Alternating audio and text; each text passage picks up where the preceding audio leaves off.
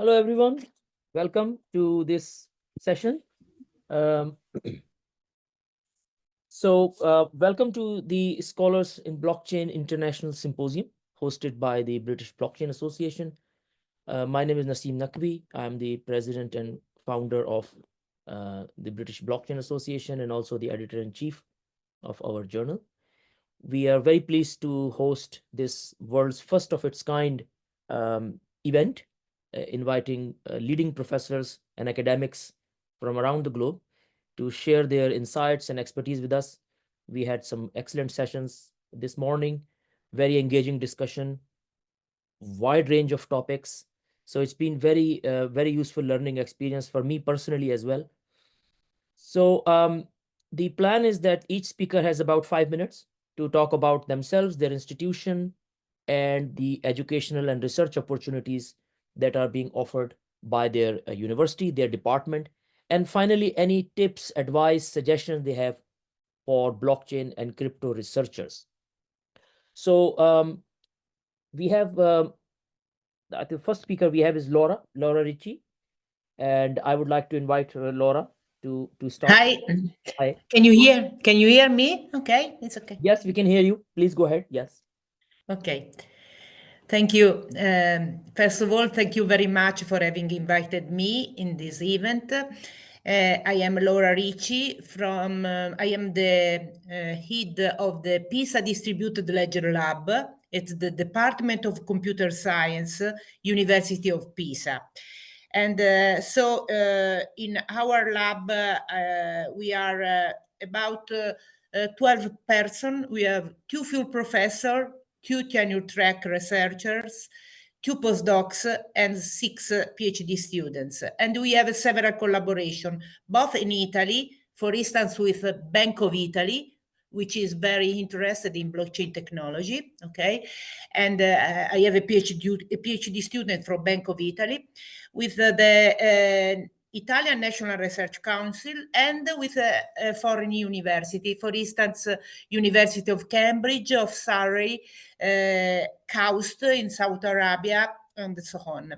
So we are a big group, and for this reason, I follow several topics. But I want to say that we are behind 10 years of investigation of study on blockchain, because I started in 2014 with Bitcoin. Of course, at that age, there was only Bitcoin.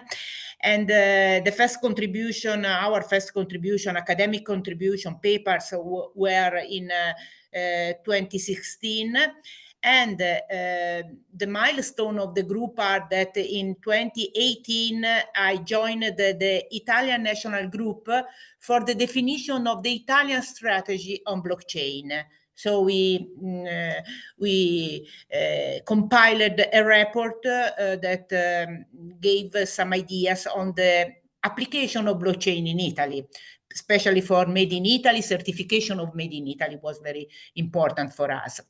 And another topic that I think is interesting for this audience is that 2 years ago, in 2022, we created an Italian national PhD program on distributed ledger technology. So we have positioned, I have a special program, a particular program for blockchain. So we have the possibility to host students interested in following a PhD program on this topic. And the last thing I want to say is that we have had 2 Ethereum Foundation academic grants in the last 2 years.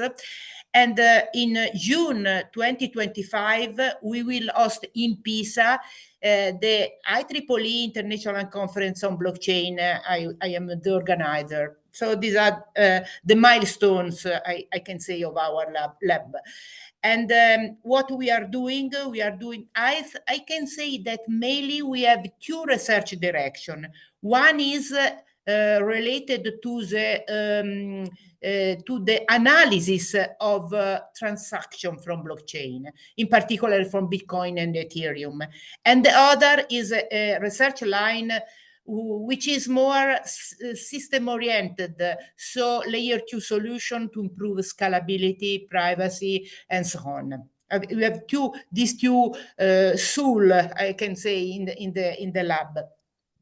As concerned transaction analysis, we are interested in making analysis for instance, from ransomware detection, non-fungible token classification. So taking the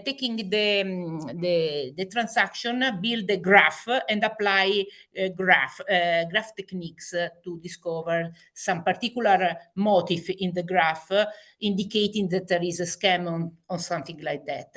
And we also, in the last year, we are also interested in the crypto exchanges, in the sense that there are scams also there, because there are several exchanges inflating the volume of transactions, the volume of money that they exchange, to be more to acquire trust in the population. So this is the first thing. And on the other way, we are interested in investigating cross-chain solution, so connected multiple blockchain. But of course, if you connect multiple blockchain, you take the information from one blockchain and put in another blockchain, you have a trust issue, because there is a third party taking information from one side and put in another side. So we investigate also the topic of authenticated data structure. So some cryptographic technique to guarantee that the data is integral and it has been ported in its without any modification, I can say. These are two topics, and we are also very interested in the topic of self-sovereign identity, in the sense that I know that it is very important for the European Commission now, and we are, for instance, investigating cryptographic techniques for the selective disclosure of credential. So these are the main topics we are investigating. And I was just to mention that we can host students that are interested, because in this moment we have 4 ongoing projects on blockchain. Two projects are Italian project from the Italian minister. We have ongoing an Ethereum Foundation grant on authenticated and efficient interblock event queries on Ethereum, on the Ethereum blockchain. And we have also a big project on that is funded by the PNRR project, the plan for resilience. After COVID, we have had money for making for research about this, and it is also on advanced and quantum safe solution for digital identity and digital tracing. So we have the possibility to have a postdoc, to have a PhD student in the national program, because there are positions, and also postdoc because we have project. Furthermore, I have been the TPC co-chair of the both of the 7th International Conference on Blockchain, which was held in Copenhagen in August 3 months ago, and also the TPC co-chair of ICBC in Dubai in May 2023. And as I said, there will be, I invite everyone to submit to the International Conference on Blockchain and Cryptocurrency, which will be held here in Pisa in June 2025. The website is already available on the internet, and so there is the call for paper. I will be the general co-chair of this conference. And we have also a workshop, an annual workshop that is called BRAIN, Blockchain Theory and Application, which is held every year in conjunction with PERCOM, Pervasive Computing Conference. This year is in Washington, and I invite you to submit. The deadline is next to November 17, but it will be extended later. And also I am a section editor of a section of Springer Nature, Innovation in Blockchain and Distributed Ledger, and member of several editorial board of this new journal that are very new, like ACM DLT, Distributed Ledger Technology, Elsevier, Blockchain Research and Application, and Springer Applied Network Science from the side of analyzing transaction and so on. So briefly, I can say that we are a big group. As you say, as I said, we follow different topics because we have a lot of PhD students following different research direction, and we have also the possibility to host other students at the PhD level and at the postdoc level. Thank you for your attention. Thank you very much. Thank you, Laura. That was excellent summary. A lot of things you're doing. So next we have is Hitesh Tewari from Dublin. Hitesh, welcome. Yes, please go ahead. Professor. Thank you, Professor. Can you hear me? Yes, we can hear you. Yeah. So greetings from Ireland. Just to say, I met Laura in May in Dublin, and where we hosted ICBC 24. So looking forward to seeing her again in Pisa in 25, hopefully. So I'm with the Department of Computer Science and Statistics in Trinity College. And I guess I've been involved in this whole area of electronic payments from the late 90s, when really it wasn't such a sexy topic to talk about, and everything was very centralized. We kind of wrote a book back then called Electronic Payments, which had 2 editions, but then things kind of petered out. eCash was around at that time from David Chum and things like that, and they were kind of all centralized systems. And then came along Bitcoin in 2008. And I kind of got back interested in the whole area again in 2013.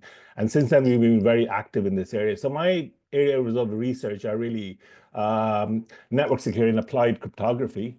When we publish around 30 plus papers in the area of blockchain, and they're all pretty much technical papers. And we've also done a lot of media engagements in terms of writing things for things like The Conversation, national newspapers and other media outlets to try and kind of explain some of that technology to users in a non-technical way, let's say, right?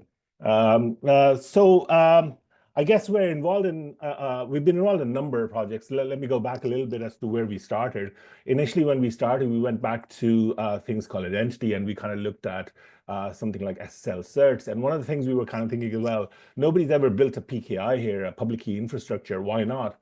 Primarily because nobody wants to buy a cert, right? It costs around $250 a year to buy a cert. So companies buy certs like Amazon and so on, but individuals like us never buy certs because they're just too costly.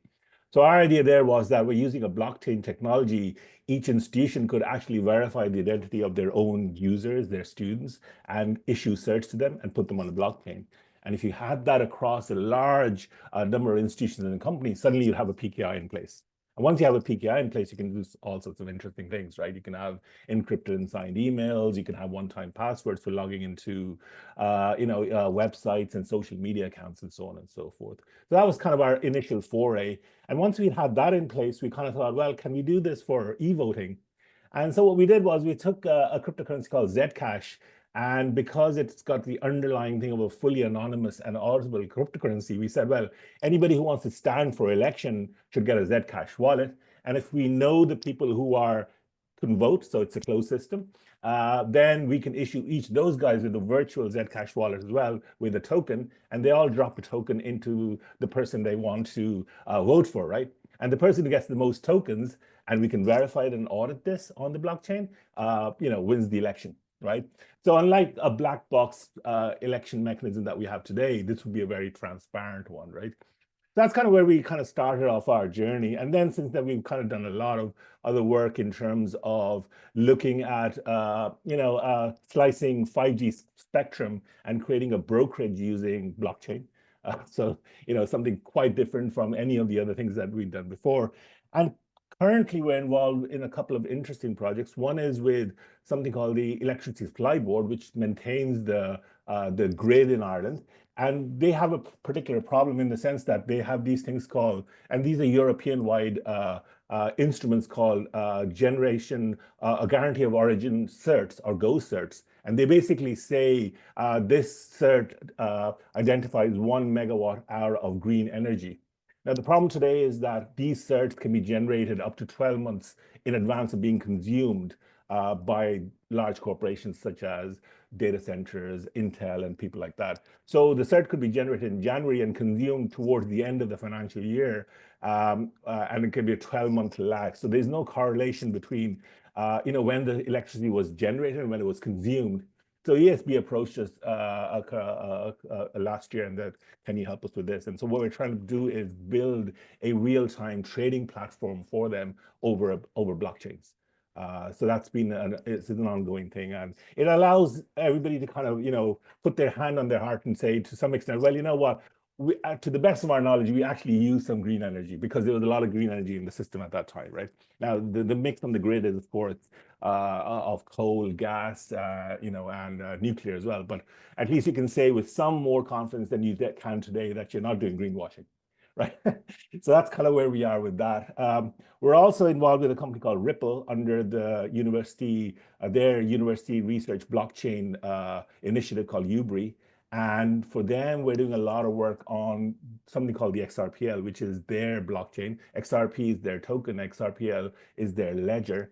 And one of the things we're looking at currently is looking at doing integrating post-quantum signature algorithms into the XRPL, so as to future-proof the blockchain from quantum attacks, right? So currently is also the classical signature algorithms, so we're integrating things like crystals dilithium in there to be able to make it future-proof. Of course, that introduces delays and stuff like that, so we're looking at optimizing that sort of stuff. We're also looking at redactability of transactions on blockchains so that we are more GDPR compliant in the future. I guess we're also looking at this idea of CDBCs as well, right? So we're kind of saying, well, CDBCs today, as they're being kind of defined by governments, are fully kind of traceable. Users kind of want maybe fully anonymous. You can't have both. You got to have somewhere in the middle. So maybe you can have a situation where you could have a combination of a CDBC, which has maybe Zcash as a fully anonymous transaction, but along with it, you could have a threshold encryption scheme, which allows, a group of people to come together and say, well, we think this transaction is fraudulent. Let's open it up. So the quorum could be a judge. It could be, some government agencies which say, well, we think there's a fraudulent transaction here. But in the most cases, it'll be just, normal transactions. So they're fully anonymous, right? They're kind of looking at that sort of area of doing stuff there. Also, we're looking at, we've really got interested in something called zero-knowledge proofs. So we're really looking into this whole area of zero-knowledge proofs for doing interesting things. And one of the things that you may have read recently is that people in the US, in the UK are thinking about getting rid of fuel duty, right? Fuel duty is going to go down as we have more and more EVs coming into the system, right? And that means, how do we charge for road usage, right? So again, one of the things we're thinking about is using, anonymous cryptocurrencies like Zcash to pay for our road usage on a per kilometer basis in real time, as opposed to kind of having some sort of mechanism which allows the government to collect tax at a very, at the end of the year, right? But the problem with this is, of course, if you use a normal cryptocurrency, then you track users and privacy becomes a huge issue. So we want to kind of use something like a zero-knowledge proof to be able to pay for things. Right. Again, the other thing that we're transitioning to is using cars that are you're not going to own a car in the future. You're more than likely going to rent a car, right? So in Ireland we have a Go Car as a company. UCO is another one. There's lots of these companies out there, right? Again, if you kind of identify yourself to the car, saying I want to use the car for in the next hour or two, well, that identifies you as a user to the system, and you're being tracked. So again, you want to kind of use zero knowledge proofs there to be able to prove to the car company or the service provider that you are a registered user of the service, but without revealing your identity, right? That's kind of the sort of thing we're looking at. I guess in Trinity, briefly, I teach a third-year course on number theory, and we kind of take the students through the basics of, how cryptographic algorithms are built, what are the mathematical foundations, and so on. That in there, and towards the very end, we kind of look at cryptocurrencies and how proof of work works in Bitcoin, right? So we have a small group of people working with me. We're very active. We're doing lots of things in different areas. A number of government agencies are coming to us looking for solutions for decentralized stuff. And that's how most of our research is funded. We're always looking for talented people to come and join us here in Trinity. So if there's any postdocs out there who are really interested in the crypto space, in the zero knowledge space, so we're definitely looking for people like that. Thank you for your time, and thank you for having me here today. Thank you very much, Hitesh. That was excellent talk. Next, we have Mariusz. Or Mariusz, I hope I've pronounced name correctly. Mariusz. Mariusz, please go ahead. Yeah. All right. Thank you very much. All right. So my name is Mariusz. I'm from Norway. I sort of represent the Norwegian University of Technology. It's quite a big university. So we have multiple departments and different people are doing different things. So as I've been following the talks from the previous people, there are, people from economics department or social sciences doing work on blockchain. There are people from fintech and from legal departments doing work on blockchain. And I kind of come from the computer science department. So I can in more detail talk about the work that we are doing, but there is a broader range of topics that are covered in the university. We are kind of a computer scientists. We are core technologists, but we often get involved in projects that are in a particular domain. So we have projects in health, we have projects in supply chain, we have projects in document verifications and things like that. But personally, I'm not an expert in health or in some of those domains. But we do have this kind of a portfolio of different projects, like has been mentioned, like energy trading and so on. So we have worked with manufacturing department and with some sustainability projects, but from my perspective, only on the technology layer, because the domain knowledge, the domain-specific knowledge comes from somebody else in the project usually. So we have founded a small lab, which is called Decentralized Systems Engineering, and we're looking into how to engineer systems which are decentralized. And this is a problem because with centralized systems, you can plan what you want to achieve. You can write a spec and you can implement the system for that spec. But if you have a decentralized system, you have a lot of emerging phenomena and you kind of need to plan what is going to happen. So even with Bitcoin, we kind of didn't really foresee, for example, the centralization of mining at the beginning, and it sort of happened, and then you need to react to it. So there is a lot of work which goes into this emergence of what is kind of hard to predict or hard to control if you don't have a central control. So we do have projects kind of focused on decentralization, decentralized governance. We are investigating how anonymous open source happens, or how projects which have not only development of product, but also deployment of that product, how that is governed and how does that happen in a decentralized settings. So it has been mentioned that blockchain is a technology, and now it is becoming sort of a more and more multidisciplinary, but I don't think that's true. I think it was always multidisciplinary. We just kind of appreciate it more recently, and we kind of appreciate all the implications of that. So having an anonymous open source project, which is governed by this community, which is deployed and maintained, that's kind of a very new phenomenon.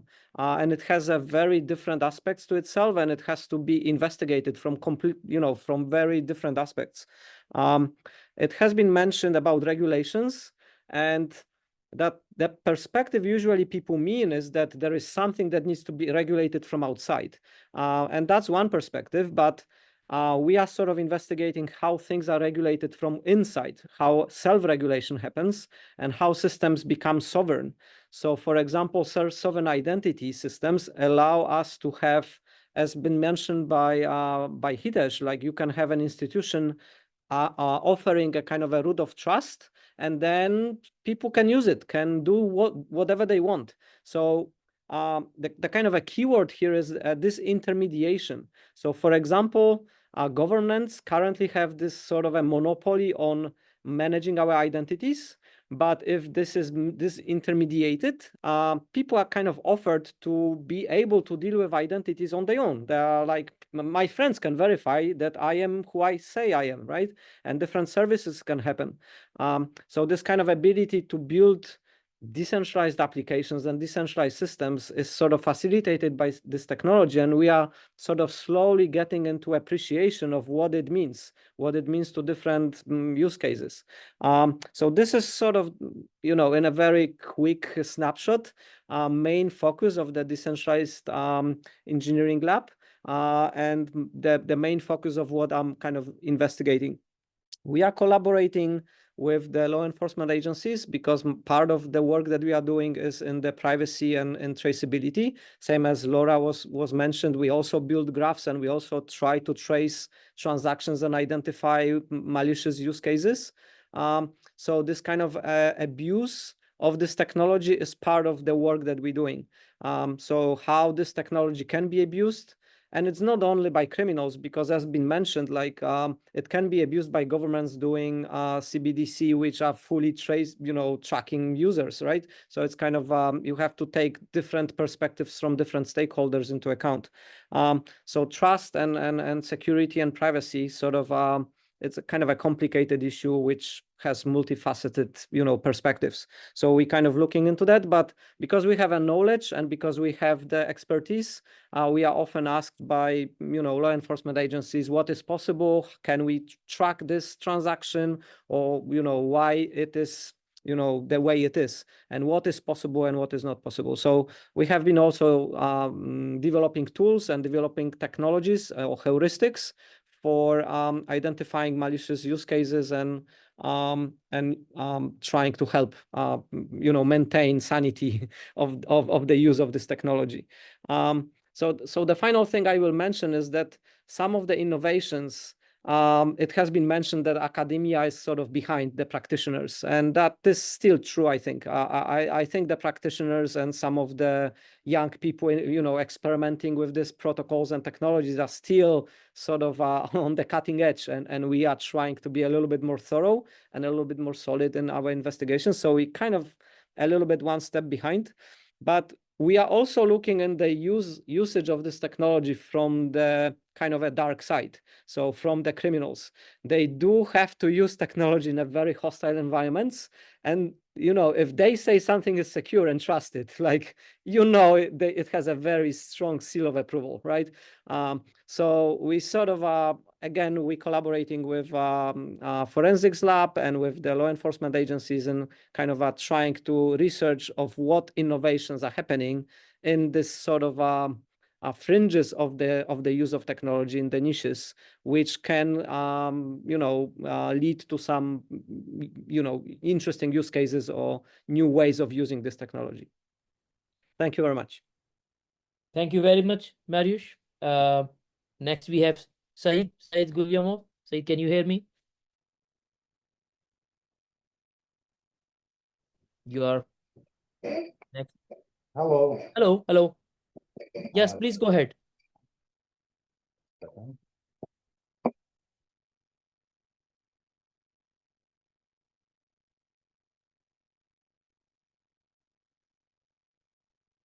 Good day, esteemed colleagues. Greeting from Uzbekistan. I'm a Professor Said Gulyamov, the head of the Department of Cyber Law at Tashkent State University of Law. Our department is at the forefront of the legal education in the digital age, offering innovative programs that blend traditional legal principles with the cutting-edge technologies. Our unique website, cyberlaw.uz, serves as a comprehensive resource for our academic initiatives and research. It shows our pioneering approach to the legal education, emphasizing practical skills and theoretical knowledge in emerging fields like the blockchain technology, cryptography, and artificial intelligence. At our university, we employ state-of-the-art teaching methods, including interactive simulations, case studies, and collaboration with the tech industry leaders, ensuring our students as well prepared for the fast-paced regulatory transformation of the 21st century. Now let me continue about the current projects and initiatives in our department. Our department offers a blockchain law, international legal challenges in our LLM program, Cyber Law, and in LLM partnership program, Cybercrime and Digital Forensic, with the National Forensic Science University of India. The curriculum covers essential topics from the cybersecurity architecture to future legal prospects, providing a comprehensive understanding of this emerging field. We're currently leading two pioneering projects, governmental pioneering project, the Artificial Intelligence Code and the Nuclear Energy Code, both incorporating significant blockchain and cryptographic components. This groundbreaking initiative seeks to develop regulatory standards for emerging technologies in the nuclear power sector. We are also finalizing a comprehensive textbook on the blockchain law set for the release next year. Furthermore, our department actively fosters international collaboration, developing joint research projects with the leading institutions globally. Advice for the students and unique opportunities. To prospective students studying computational law in our institution offers an exceptional opportunity. We develop a complete academic process from the bachelor's to doctoral programs, all regularly producing blockchain-related dissertations, cryptography, and AI. The demand for the cyber lawyers' expertise is surging across sectors. Major geek companies, government agencies, and law enforcement bodies are actively seeking professionals in this field. Blockchain and cryptography's role in cybersecurity, as you know, is becoming increasingly critical, with its features of permanently and decentralization providing inavailable for securing data and combating cyber threats. Our institution's unique strength lies in our holistic approach, exploring not just the technology, but its legal, ethical, and social implications. We aim to produce through the leaders capable of navigating the complex intersection of law, technology, and policy. We advise to aspiring blockchain scholars. Embrace interdisciplinary thinking, combining insights from the law, computer science, economics, and philosophy. Stay adaptable as the technology and legal landscape progress rapidly. Develop a global perspective, understanding international regulation and cultural nuances. Focus on the practical application through the internship, hackathons, and open source contributions. Studying in our university, students will position themselves at the forefront of the technological revolution, shaping the future of digital transactions, smart contracts, and decentralized systems. They will prepare for the careers that will be in high demand in various sectors, from the tech giants and government agencies to the law enforcement. For students who join us in exploring this exciting frontier of the law and technology, we will equip them with the skills and knowledge they need to thrive in the fast-paced world of the AI, blockchain, and cryptography. Thank you very much for your attention. I tried to be in 5 minutes. Thank you very much, Saeed. Yes, excellent talk. And I agree with you. Stay adaptable and develop a global perspective. I think those are the key points. And that's the reason why we tried to organize a very global event, inviting speakers from around the globe. And we would be very interested. You mentioned about interactive simulative teaching methods to make blockchain interesting for students. Interesting. Okay, so next we have Horst. Yeah, Please thank you, go ahead. Naseem. Can you Thank hear me? you. Fine. Yes, yes, we Okay, can hear you. Yeah. excellent. So now I've got my 5 minutes. First of all, thank you very much for having me. Thank you. How did I get into the space? It was very early that I heard about Bitcoin because my PhD was in information systems and e-commerce, so maybe 2010, 2011, but I didn't really get the full picture of it. So it took me a couple of years until about 2015 to understand that there's a lot to Bitcoin. It's not only about payment, it's many things that you can do. At that time, I was working on a European technology platform in supply chain management, and they were also discussing blockchain. So I got interested in the space around 2015. I published one of the early papers on supply chain management and blockchain and on tourism blockchain. So I was kind of lucky because when the topic took off, I got cited a lot. My background is in business administration and information systems. So I know in this round there are a couple of computer scientists. I do not dig that deep, but I'm also interested in how everything works.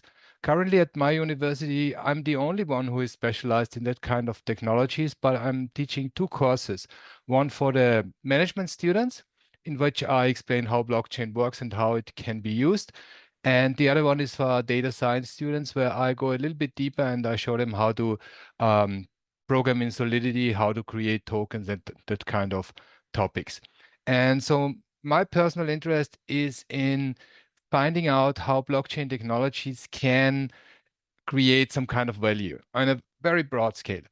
And since I'm basically alone, I was always reaching out to others. And I'm currently also teaching in the what's the name, the DLT Education Consortium. That's being online. You can take classes there.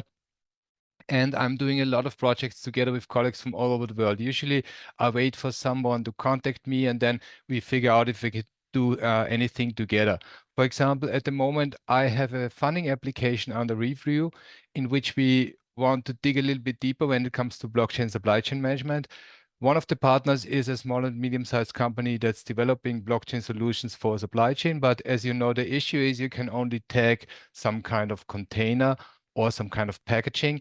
And so the other partner is a company from Austria that's doing isotope analysis, which means they're really taking samples from food products at the beginning of the journey and at the end. And if you combine that with blockchain technology, then you have really some kind of traceable information in the food supply chain, and you can be sure that the product has not been adulterated.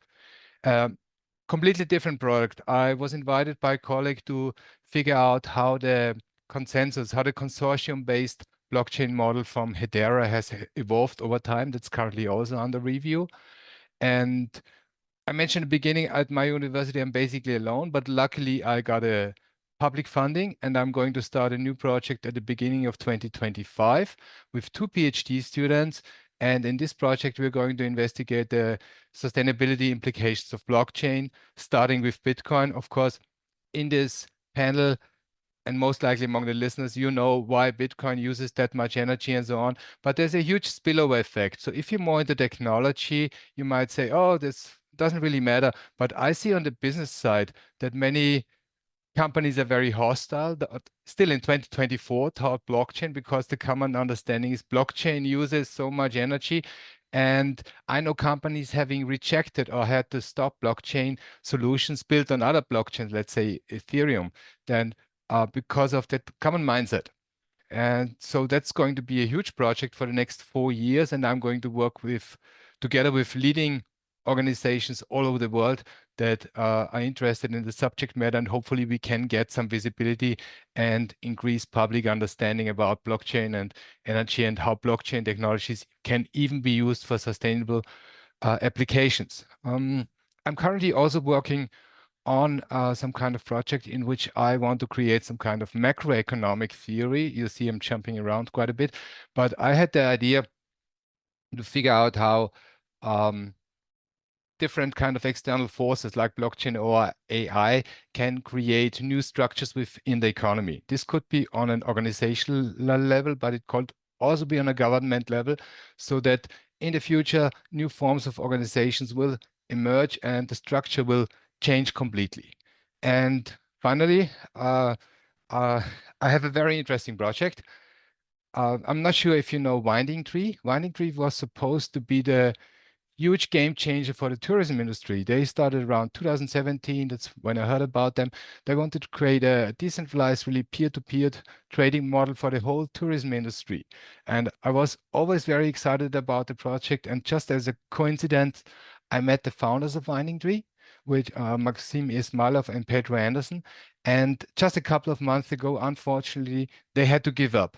And usually in blockchain conferences and presentations, also today, we heard about those interesting use cases that you can build with technology, but nobody talks that much about the so-called failures. And I think you can learn a lot from them. So what I'm currently doing, and I've basically finished my analysis, I talked to 20 different people about why Winding Tree has not succeeded. And the interesting thing is, if you hear 20 different people, you get 20 different opinions. And so I compile those together, but this is really hard to publish in academia because nobody wants to publish about things that didn't work, so-called failures. And the paper is currently under review. But my idea with this project is I want to distill that kind of information why it didn't work. And hopefully I can get some clues of what we can do better in the business world, or how can we educate businesses, what blockchain can do for them, so we can build on that knowledge, and hopefully future projects will succeed. And this is one of the projects I'm working right now, and I'm always reaching out to others. So if you need somebody for collaborations, for example, for funded projects or for some academic collaborations, you can reach out to me, then we can see what we can do. Thank you very much again for having me, and I'm looking forward to the further panel discussion. Thank you very much, Horst. Completely agree with you. In fact, we welcome negative studies in our journal. I think they are equally important. If something didn't work, then everybody should learn from it. Otherwise, we will continue to waste resources, precious resources, on things that didn't work, and nobody knew about them because they were never published or never presented. So I would very much welcome anybody who is listening. If you did a project which didn't work, please let the world know, because that's how we learn. So very important. Naseem, very quickly, one fun fact: the paper was already checked one time. In the paper I wrote, academia does not embrace failures, and the editor told me, oh, that's not true. I can tell you immediately one study that we published that failed. And I said, yeah, he's making my point. He can name one study that failed, but most likely he can name 100 that succeeded. So it's the case. Absolutely. Usually academia does not like failures. Yes, that is the thing that we are trying to change. The JBBA, we always welcome those studies. So next we have Katrina Kruger. Yes, thank you so much. Katrina, we sincerely apologize. My team is investigating the IT. I don't know what happened. Guys, this is Professor Katrina Kruger. She's not Mark Pilkington. I'm not sure what exactly happened. I think the URL link was given and then she was added. Sincere apologies. This is Professor Katrina Kruger from Berlin. Yes, thank you so much. And thank you so much for having me. So I, again, wanted to highlight, I'm obviously not Mark, I am Katrina.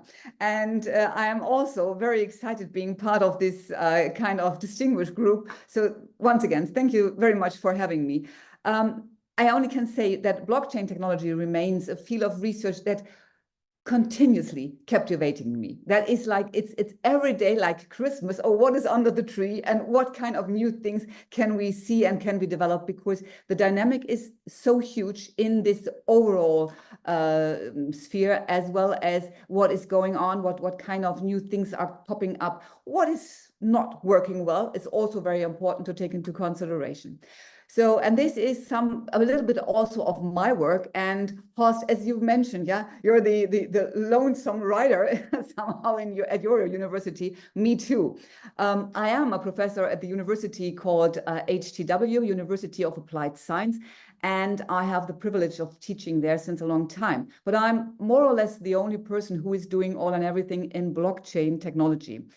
But the overall thing of my university, we are very much, let's say, practical and internationally oriented education kind of university. So that is what we are looking for. We are the biggest university of applied science in Berlin. We're having over 14,000 students, and our global outlook is to reflect on our partnership with over 150 universities around the globe. So we are really looking very much into the internationalization. My university is offering 80 different kind of degrees. And in this context, I am very much delighted to announce the launch of, so far as I think, a groundbreaking bachelor degree program, which I had the privilege to develop from its scratch. The program called Cybersecurity and Business. And of course, it involves blockchain technology. And the program, Cybersecurity and Business, welcomed its inaugural cohort on October 1st, 24. So it's really very young, very new, and it's also very exciting. It is unique and the feature of the specializations, what you can go for into this program, because you can specialize yourself in blockchain technology, with a link to cybersecurity, as well as in critical infrastructure or data forensics. So, and I think this is all really very important, what young people should learn and should understand. Probably it is also interesting to understand that as we are a university of applied science, we're always looking for industry partner, and the industry is very much interested in understanding what is going on there. So we will now start to develop more use cases, more things which really can dive into and do the research part, how blockchain technology really can support in this topic of cybersecurity. As I am not only a professor and doing these kind of works, creating new study programs, I also do my lectures with a lot of fun and pleasure. And I do this, and this is my background. I have a lot of economic I worked a lot of in economy, and I also did my master's thesis somehow in economy. So that's where somehow the corporate finance world is mine. And I always try to find a way, how can we connect the possibility or what the blockchain technology is offering to us in this field. And there's a lot what we can see. The famous major first examples in blockchain technology was in the field of finance and banking industry. Beside this, what I'm doing, I'm working a lot with my students in specific projects. And just to name a few, some projects, we've done a project with Siemens Energy to examine how decentralized grids for power distribution in African nations could be planned to ultimately meet the interest of investors as well as project developers, which, by the way, is not that easy. So that was a very nice, interesting project. Another project which we have done is for SMEs, and that is my focus. I'm always looking for solutions for small and mid-sized companies because they do not have that capacity of doing so much research on their own. And therefore, we're trying to figure out what can we do. And one of the big thing I think is on their agenda is how to apply, how to incorporate digital currencies, not only CBDCs, which will come up very early or very soon, but also other kind of digital currencies. And out of this project, we are now running our first, let's say, real project with a mid-sized company who is very much eager to understand all the mechanisms, and we are guiding them to go into this field and get the understanding. Beside this, I'm an author. I'm writing my textbook, and I'm also my latest textbook will be published by the end of this year, especially in the regard of how small and mid-sized companies can apply this technology and then get the access to new ways of funding. So get the access to the market as well as be able to accept digital currencies.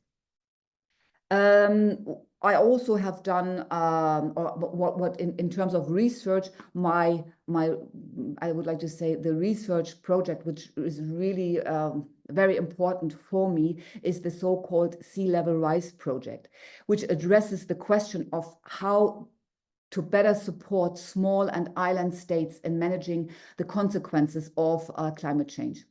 We've done a lot of work in this regard, and now donors can decide for themselves which of the listed projects they should receive their money. And it's also possible to ensure that donation receipts can be issued in a fraud-proof manner. So that is already done, but we want to continue, and we want to bring it more to the awareness of the publicity that it's not a niche topic any longer. Additional to this, I supervised a study on MiCA listing and delisting compliance issues. So that is also something which is on my agenda. Plus, and I also heard that there are some kind of advertisements in regard to conferences. Yes, me too. I'm the inventor, I'm the host, I'm the organizer of the Blockchain at HTW conference, which will be held next year for the 10th time. And I'm very, very proud, yes, welcoming you all. So if you are interested and want to participate in the one or the other way, just let me know. It will take place from June 12th to June 14th. And we will welcome people from the government, from politics, as well as from industry and academia. And of course, we will invite our students to participate and to bring in their kind of views. Yes, and now for the PhD candidates who are interested in how can they jump in and get an idea. You need to know that in Germany, the universities of applied science are at the edge of awarding doctorates. So my university is not still there, but we want to promote graduates interested in pursuing the doctorate.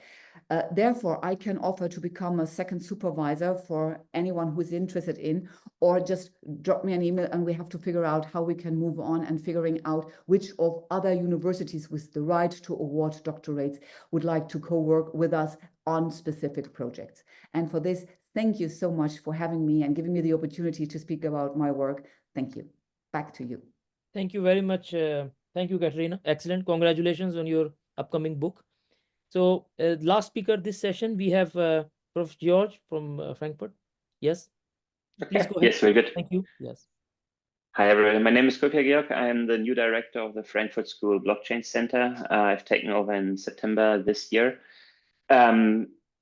Before that, I was for 10 years at the University of Cape Town, where I held a DSI NRF chair in blockchain research. And maybe I talk about the Cape Town experience first briefly, just to bring in, an African perspective, and then about what we're doing in Frankfurt School. So at the University of Cape Town, we started a full master's in financial technology in 2018, where I've been teaching fintech and cryptocurrencies ever since. This has transformed over the years from a sort of industry-focused educational program to a startup-focused program. We've spun off 7 companies from the program together with the students, and we launched the UCD Financial Innovation Hub, which supports startups and works with industry participants on, innovation projects using blockchain. The hub is sitting within the School of Economics, but is a highly interdisciplinary undertaking. What we are very proud of is that ever since the beginning, we had a majority female participation in the program. And we've managed to place our students both in, top international companies, but also at the IMF, for example, or at other universities. The hub has raised a total of $5 million over the past couple of years for these activities. And now with me joining Frankfurt School, I obviously hope to, sustain this success and sort of Frankfurt School Blockchain Center. Some of you might know it. If you're in Germany, you probably have heard of it because Philipp Sandner, the previous director, has done a fantastic job at putting it on the map and really creating or supporting the German blockchain community. So these are very big shoes that I have to fill here with the center, but I plan to do it by bringing that same kind of energy and sort of activity from Cape Town to Frankfurt, just with worse weather. So what we are planning now is to also launch a master's program. We're currently looking into exactly how to do that, what components to include. It will combine blockchain with AI and sort of digital economics. And we currently have sort of certificates, one for blockchain as a certified blockchain expert, one for that's coming up newly on AI, So we're trying to combine those two things. And we have an ongoing talents program. So this is sort of for everybody from a broad range of backgrounds coming together for an 8 or 10 or 12-week program on blockchain, where we really go into details on individual projects. And for that, we currently, I think the last numbers I saw was something like 4,000 people who have completed this. And that's things we plan to continue and to expand. We're currently looking into making these programs credit bearing to have a more sort of fluid way into postgraduate education, which at the moment there's a bit of a gap because the industry needs to retrain, but these are folks that have been out of a bachelor's for several years, and we need to offer them sort of like easier and more sort of accessible ways to, you know, substantial training, which is a master's program. In South Africa, we had a full specialization for courses on Coursera that I created. By now, the latest numbers that I saw was something like 40,000 people have done this. We had 2 industry-focused short courses that I think 4,000 or 5,000 people have done so far. So I think this idea of, you know, creating blockchain education with a, you know, fundamental access, like really like big thing like a master's program, which is a lot of effort for everybody involved, running it, facilitating it, making sure all the different, you know, faculties work together. We always did it very interdisciplinary with other faculties. It's a big undertaking. We try to augment this with all these sort of easy, accessible online options, especially in emerging markets. You have to cater for these sort of weird CVs that like some European universities wouldn't exactly understand, but then it's common, it's totally normal in Africa that you do like work for 2 years, then you study again, and you do something else. So we deliberately always cater to that in order to make you know, blockchain education accessible to as many people as possible. I've supervised a couple of PhD students over the years. Frankfurt School does have a PhD program. And if you apply and get in, it's highly competitive, but if you get in, then I'd be more than happy to act as a supervisor for PhDs. We're also looking for postdocs and research associates pretty much always, because skills are, I think, still the biggest constraint in the whole industry, which is why it's so great to see, you know, many colleagues and like-minded spirits to try to change that. And since conferences are a topic, we are hosting the annual Crypto Assets Conference in Frankfurt, which sees like 400 plus people, 4,000 online attendants come together. The next one is going to be on March 26th with an academic day the day before on March 25, followed by the Digital Euro Association's annual conference on the 27th. So if you want to make it worth your while to come to Frankfurt, these are good dates. In terms of research, we have two focus areas. One is central bank digital currencies. If you're in Frankfurt, that's just what you have to do. It's as straightforward as that.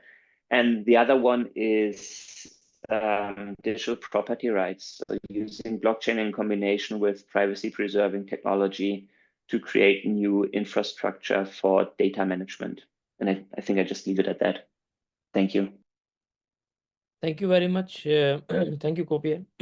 I think there are no more questions. So I would like to thank all the panelists for this session. We will take a couple of minutes break, I think 2 minutes or 2 to 3 minutes, and then we'll be back at about 1 p.m. With our next session. So thank you very much. Thank you, everyone. Thank you.